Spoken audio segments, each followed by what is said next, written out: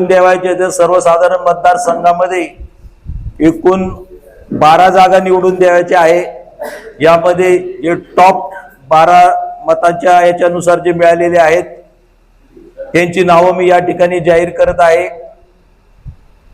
कुराडे ज्ञानेश्वर धोंडीभाऊ 520, सहाने उल्हास सावळेराम 452, पाडेकर किसन भीमाजी 451, गुंजाळ गणेश तबाजी 445, कुराडे राजेंद्र बबन 442, कुराडे गंगाराम बाळू 437, कुराडे प्रदीप तानाजी 436, डावखर शांताराम दगडू 426, जठार बबन धोंडीभाऊ 412, कुराडे बाळशीराम मंजाभाऊ 409, गाडवे बापू नरसू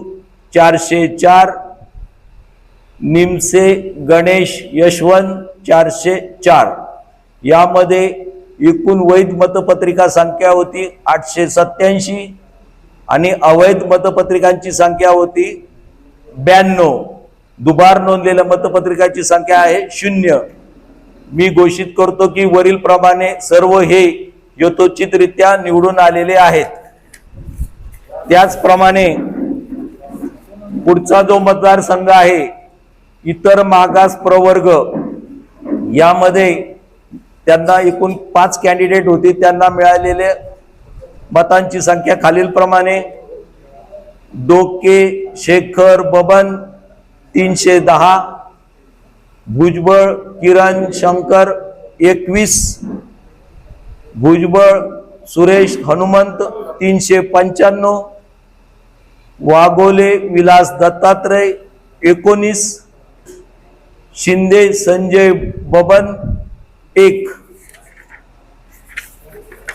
मिळालेल्या यामध्ये निवडून द्यावयाची संख्या आहे 1।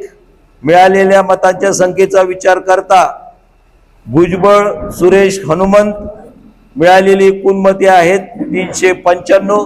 यामध्ये वैध मतपत्रिका संख्या होती 746, अवैध मतपत्रिका होते 233, दुबार नोंदलेल्या मतपत्रिका 0। मी घोषित करतो की भुजबळ सुरेश हनुमंत हे यथोचितरित्या निवडून आलेले आहेत। त्याचप्रमाणे पुढचा मतदारसंघ आहे भटक्या विमुक्त जाती विशेष मागास प्रवर्ग। यामध्ये तितर राहुल विलास यामध्ये मिळालेली मतांची संख्या आहे 484, भंडलकर हरिचंद्र भिवाजी मिळालेली मतांची संख्या आहे 315।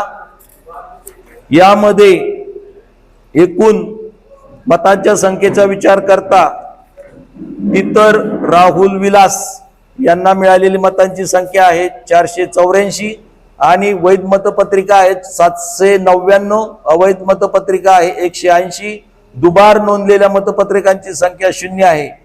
मी घोषित करतो की इतर राहुल विलास हे यथोचितरित्या निवडून आलेले आहेत।